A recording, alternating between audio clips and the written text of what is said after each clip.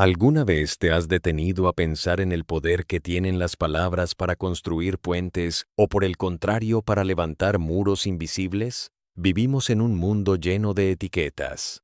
Nos definimos por nuestra nacionalidad, nuestra profesión o nuestra religión, pero a menudo olvidamos el origen real de los términos que usamos para juzgar a los demás. Hoy queremos proponer un viaje al corazón de los conceptos. ¿Qué significa realmente entregarse a una voluntad superior? ¿Es lo mismo tener orgullo que ser soberbio? Y, sobre todo, ¿cómo podemos mantener nuestra brújula moral cuando las autoridades de este mundo nos exigen ir en contra de nuestra propia conciencia? Es una excelente manera de abrir la conversación. Precisamente, si analizamos las palabras desde su raíz, muchas de las divisiones que hoy causan conflictos geopolíticos y sociales empiezan a desmoronarse. Piensa, por ejemplo, en la palabra Islam. Para muchos, evoca inmediatamente una religión específica, un bloque geopolítico o, lamentablemente, debido a los extremos, tensiones globales. Sin embargo, en su origen etimológico, Islam significa simplemente sometimiento o rendición, pero una rendición entendida como la entrega voluntaria a la voluntad del Creador. Y de ahí se deriva musulmán, que no es más que aquel que se somete a esa voluntad divina. Si lo vemos bajo esa luz, figuras históricas de otras tradiciones, como Abraham, Moisés o incluso Jesús y la Virgen María, encajan perfectamente en esa definición porque sus vidas fueron un acto constante de entrega a lo divino. Es un giro de perspectiva fascinante. O sea que, técnicamente, cualquiera que decida alinear su vida con lo que considera la voluntad de un Dios amoroso podría compartir esa esencia, más allá de la etiqueta religiosa que lleve en su documento de identidad. Pero entonces, ¿por qué nos cuesta tanto aceptar esta idea de sometimiento? En la cultura contemporánea, la palabra someterse tiene una carga extremadamente negativa. Suena a opresión, a perder la libertad, a ser derrotado por un enemigo. Totalmente. Y ese es uno de los mayores malentendidos de nuestra época. Si desarmamos la palabra someter, que viene del latín submittere, vemos que está compuesta por el prefijo sub, que significa debajo, y el verbo mittere, que es meter o poner. Es decir, colocar algo debajo de otra cosa. Pero piensa en las connotaciones cotidianas y protectoras de esto. Si pones a tu hijo debajo de un paraguas para que no se moje, lo estás sometiendo a la protección del paraguas. Si te sometes a la guía de un maestro para aprender una disciplina, o a la autoridad de tus padres cuando eres joven para no tomar caminos peligrosos, lo haces por tu propio bien. El problema es que solemos asociar el sometimiento únicamente con la coerción, con ser obligados por la fuerza. Pero la entrega a lo divino no funciona así. Un Dios amoroso no necesita obligar a nadie. Somos nosotros quienes necesitamos ponernos bajo su cobijo y asistencia. Es aceptar que su sabiduría es mayor que la nuestra, como un hijo que confía en el criterio de sus padres y se rinde ante sus decisiones porque sabe que busca su bienestar. Claro, es una rendición por confianza, no por derrota. Pero aquí entra en juego el gran obstáculo humano, el ego. Y con el ego viene el orgullo. El orgullo es una palabra curiosa porque tiene una doble cara. Por un lado, nos dicen que debemos tener orgullo propio, valorar nuestros logros y mantener nuestra dignidad. Pero, por el otro, el exceso de orgullo nos destruye.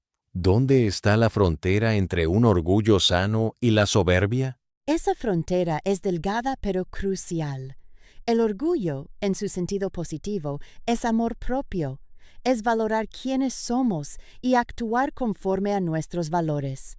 Nos impulsa a mejorar y a reconocer nuestra dignidad como seres conectados con lo divino. Sin embargo, cuando perdemos la perspectiva y ese reconocimiento se vuelve desmedido, caemos en la soberbia.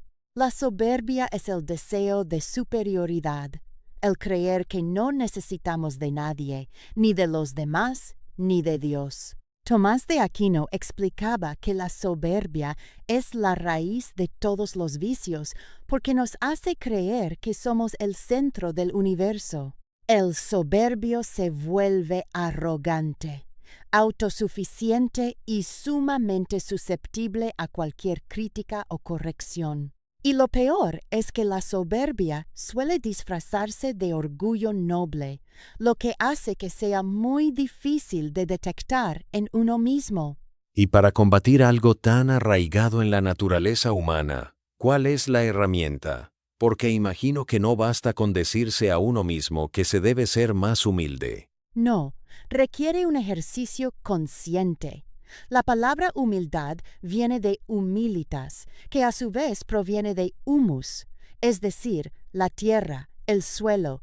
Ser humilde es literalmente bajarse, tocar tierra, reconocer nuestras limitaciones. Es el acto de someterse, pero en el buen sentido. Reconocer que no somos Dios.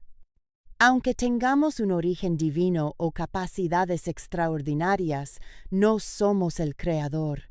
Cuando entendemos esto, podemos relacionarnos con los demás desde el respeto mutuo, sin importar los rangos o las jerarquías. Hablemos de eso, de los rangos. Vivimos en sociedades jerárquicas. Hay jefes, gobernantes, generales, padres de familia. ¿Cómo se equilibra el respeto a estas autoridades con la obediencia que le debemos a una ley superior? ¿Qué pasa cuando un superior nos ordena algo que atenta contra nuestra conciencia o contra el amor al prójimo? Ese es el gran dilema ético de la humanidad. La regla de oro aquí es que nuestro sometimiento final y absoluto siempre debe ser hacia Dios, hacia el bien y el amor. Las jerarquías humanas existen y debemos respetarlas para mantener el orden social. Pero ese respeto tiene un límite muy claro. No puede ir en contra de la voluntad divina. Si un gobernante llevado por la soberbia o la avaricia nos ordena cometer una atrocidad, nuestra obligación moral es negarnos. La historia está llena de ejemplos trágicos donde la obediencia ciega a líderes soberbios ha justificado masacres y guerras. En esos casos, la verdadera valentía radica en desobedecer la orden humana, incluso si eso pone en riesgo nuestra propia vida o nuestra posición social. Es fácil decirlo, pero en la práctica, estar frente a un superior militar en medio de un conflicto y decirle que no vas a disparar a inocentes requiere una fuerza casi sobrehumana. Me hace pensar en la objeción de conciencia. Hay una película muy conocida, Hasta el último hombre, que retrata exactamente esto. El protagonista decide ir a la guerra para salvar vidas como médico, pero se niega rotundamente a portar un arma. Sufre el desprecio y el castigo de sus superiores, pero nunca les falta al respeto ni responde con violencia. Simplemente se mantiene firme en sus principios. Es un ejemplo perfecto. Él demostró que se puede desobedecer una orden injusta sin caer en la soberbia de atacar al superior. La desobediencia debe hacerse con humildad y respeto por la dignidad del otro, entendiendo que esa persona también es un ser humano, aunque esté equivocada o cegada por el poder. Cuando desobedecemos con odio o violencia, nos convertimos en lo mismo que estamos combatiendo. La clave es tener claro qué es lo que Dios espera de nosotros. Y si Dios es amor, entonces cualquier orden que nos obligue a odiar o a destruir al inocente debe ser rechazada. Esto nos lleva inevitablemente a mirar lo que ocurre hoy en el mundo. Conflictos históricos, como el que vemos entre Palestina e Israel, parecen estar alimentados precisamente por esta desconexión. Vemos extremistas cometiendo actos terribles en nombre de una causa y, por el otro lado, respuestas militares que terminan cobrándose la vida de miles de inocentes. Es como si se aplicara aquella vieja y terrible mentalidad de los cruzados de matar a todos y dejar que Dios los clasifique en el más allá. ¿Cómo se puede romper ese ciclo de soberbia y violencia colectiva?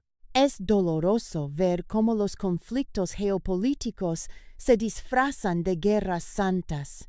En realidad, la violencia indiscriminada es la prueba más clara de la ausencia de Dios en el corazón de quienes la ejecutan.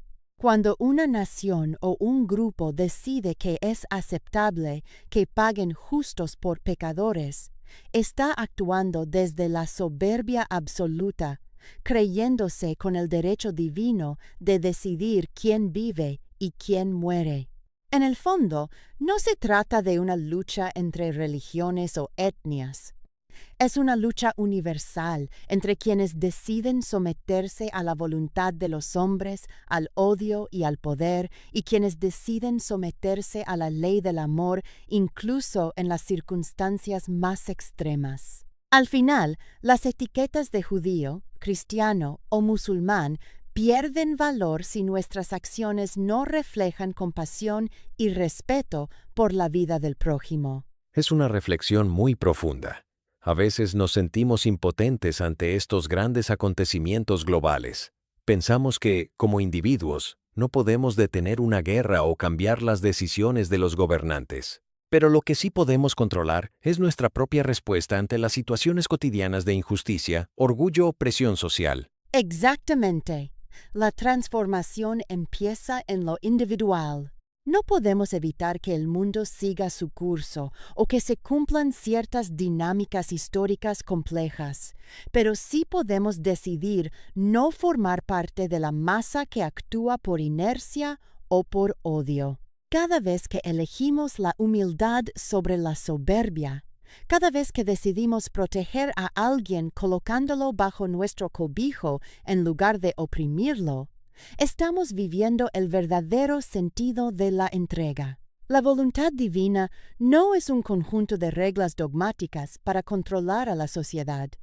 Es una invitación constante a amarnos los unos a los otros, a pesar de nuestras diferencias. Me quedo con esa idea de que la verdadera rendición no es debilidad, sino la máxima expresión de fuerza interior. Implica vencer nuestro propio ego para dar paso a algo mucho más grande y protector. Queremos agradecer a todos los que nos han acompañado hoy en esta reflexión.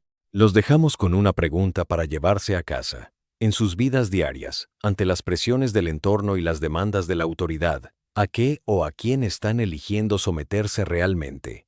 ¿Al orgullo que divide o al amor que protege? Gracias por escucharnos y nos encontramos en el próximo episodio.